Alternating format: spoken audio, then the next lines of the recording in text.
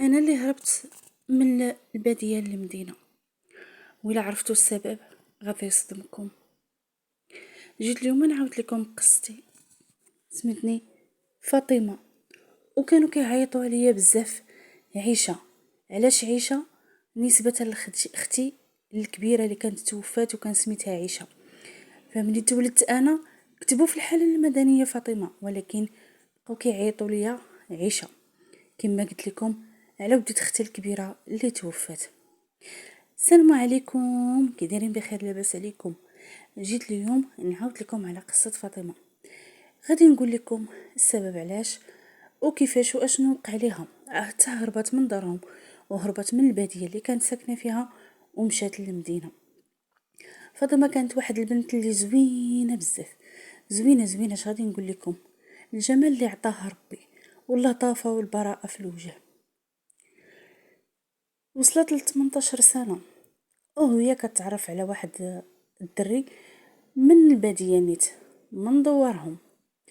تعرفت عليه، ومره ملي كتخرج للخلا يعني كيحطبوا اولا كيسرحوا النعيجات. المهم نتوما عارفين الشغل نتاع الباديه ديال برا. كتلاقى به حتى لواحد النهار اللي غادي يوقع واحد المشكل. هي عندها جوج ديال خوتها دراري كبر منها، حصلها خوها الوسطاني، حصلها مع داك السيد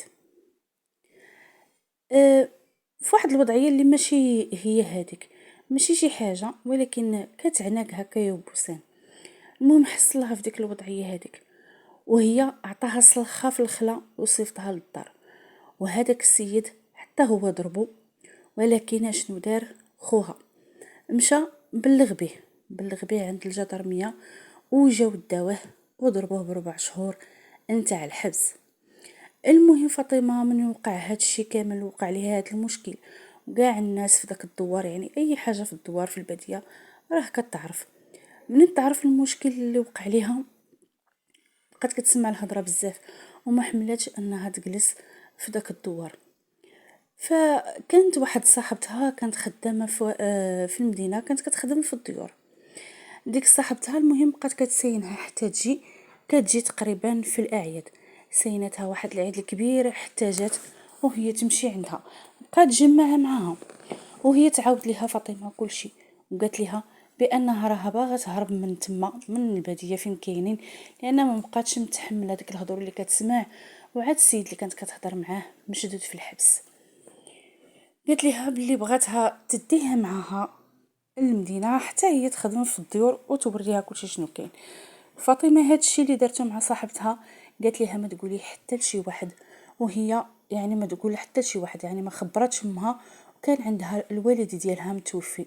ما تخبرش امها وما تخبرش خوتها، لان واخا تقولها لهم ما كانوش غادي يبغيو.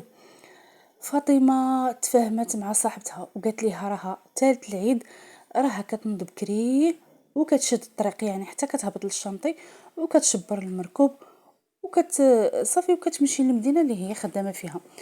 تفاهمت مع فاطمه على كل شيء، وخدت حوايجها، جمعت الحويجات ديالها وخبعتهم. فاطمه صافي قررت انها تمشي مع صاحبتها للمدينه اللي هي خدامه فيها، وما قالتهاش حتى شي واحد. وديك صاحبتها حتى هي وصتها انها ما تقولها حتى لشي واحد. جا النهار ثالث العيد اللي غادي يمشيو فيه، قالت لها راه غادي نهبط بكري مع 6 ديال الصباح، وحتى نتي غادي تخرجي وغادي نتلاقاو لتحت، يعني في الشانطي. كانوا كيضربوا واحد البيستا يعني على رجليهم بكري للشانطي، والمركوب اللي كيلقاوه دايس راه كيشبروه وكتمشي حتى كتقطع في الكار. المهم ديك صاحبتها راها مدربه وعارفه كل شيء. داكشي علاش قررت فاطمه انها تمشي معاها، حيت فاطمه عمرها ما خرجت من الدوار وما كتعرفش حتى شي حاجه. اما صاحبتها فكانت ملفه انها تخدم في الديور في المدن، فيعني كانت عارفه وجايله وعارفه شنو كدير. قالت لها صافي غادي نديك معاك، غادي نديك معايا. المهم صباح داك الصباح، وفعلا فاطمه هزت السويق ديالها اللي كانت جمع فيه الحوايج، ما دارتش الحس وخرجت من دارهم بشويه، ما علمت حتى شي واحد وحتى واحد ما عاقبيها، وهبطات ومشات عند صاحبتها وتلاقاو وفعلا داروا داكشي اللي كانوا متفقين عليه. مشاو وصلوا لديك المدينه وداتها معاها صاحبتها البلاصه للدار اللي كانت خدامه فيها، فهضرات مع مولات الدار وقالت لها اشنو كاين اشنو كاين. فمولات الدار خلاتها معاهم واحد اليومين حتى دبرت ليها عند واحد صاحبتها تخدم عندها. داكشي اللي دارت، بقات فاطمه خدامه خدامه وكيخدموا، وكرات مع نيت صاحبتها. كراو ما كانوش كيباتوا في الديور اللي هما خدامين فيهم، حيت كل مره كيخدموا في الدار. المهم ملي كيسالوا الخدمه ديالهم مع الخمسة تاع العشيه كانوا كيخرجوا وكيتلاقاو في واحد الجردة على برا. يعني هادشي اللي كان السيستم ديالهم اللي كانوا متفاهمين عليه، غير كيساليو خدمتهم وكيتلاقاو في ديك الجردة.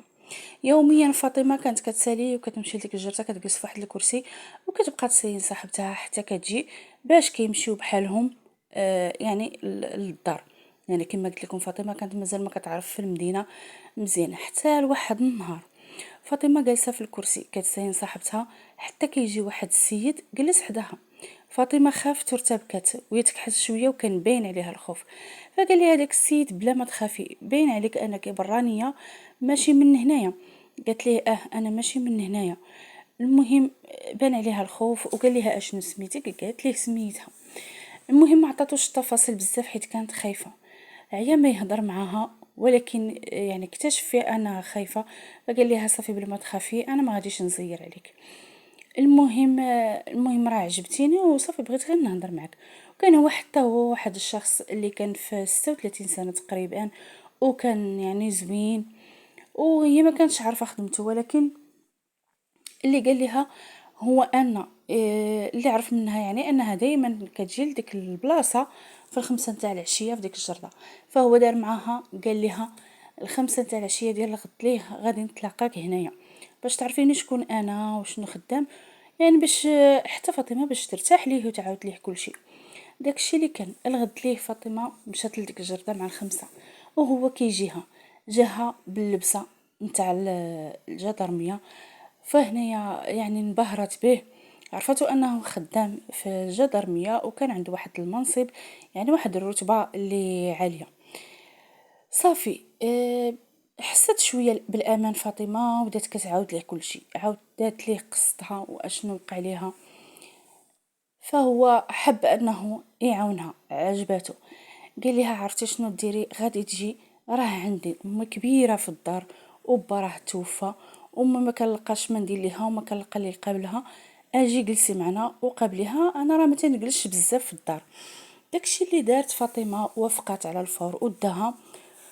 فاطمه ما كانش عندها لاكارت، وبحكم المنصب ديالو قدر انه يصوب ليها لاكارت يعني بالضمانه ديال اوراقه هو، وشرى ليها الحوايج كساها من كل شيء. وقال لها على انه راه ما كيبقاش في الدار، يعني بحكم الخدمه ديالو راه كيبقى غير في السيرفيس ديالو بزاف، داكشي علاش باغي اللي تقابل ليه امو. المهم تهلا فيها وكانت حادقه فاطمه من طياب من الشغل من كل شيء، وتهلات في ديك المراه مزيان، تهلات في امو مزيان، عجباتها. مي عجباتها قالت مني غادي يجي ولدي غادي نهضر معاه في الموضوع. قالت ليها ولدي منين نتايا عارفينك عزري ما مزوجش ومرا معانا في الدار هاد البنت، يعني ما نديروش علينا الهضره ونديرو فيها اجر مسكينه، وراها حادقه ودرويشه وعجباتني، ما لقاوش حسن منها تزوج بها. السيد داك الدري عجبته الفكره واقترحها على فاطمه، وفاطمه فرحات وفعلا قبلت انها تزوج به. وكما قلت لكم بالحكم تاع المنصب ديالو قدر انه يخرج لها وريقات ويعقد عليها ويتزوج بها.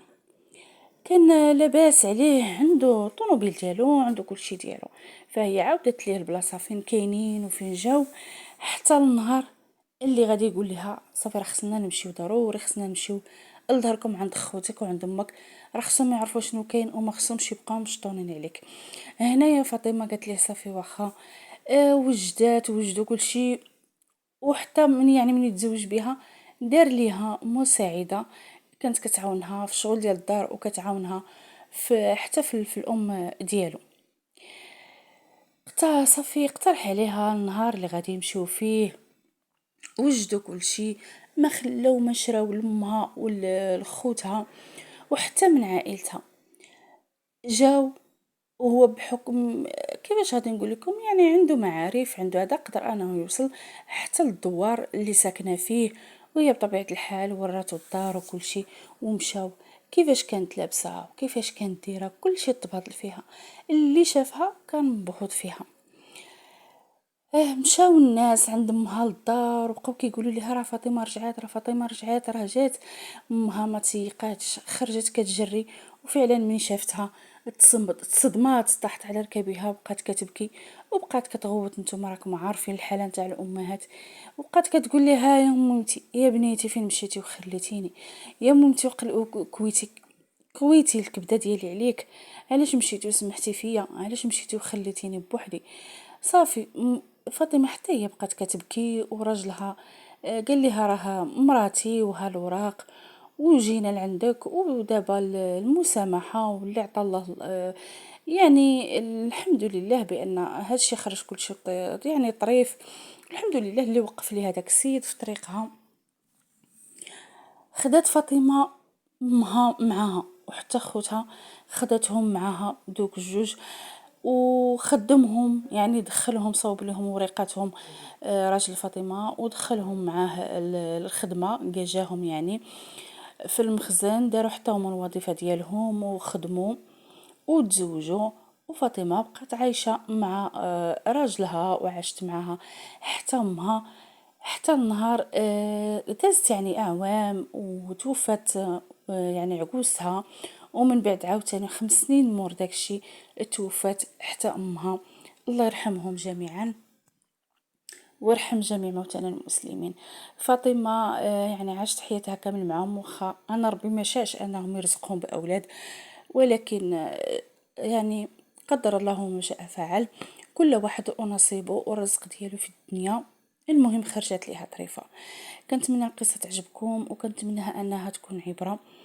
والحمد لله على كل حال، حتى القصة أخرى وفيديو آخر إن شاء الله. وبطبيعة الحال كنأكد عليكم ما تنسوناش من اللايكات ومن التعاليق الزوينة والمشاهدة الكاملة. وشكرا لكم أخوتي، الله يعاونكم، مع السلامة.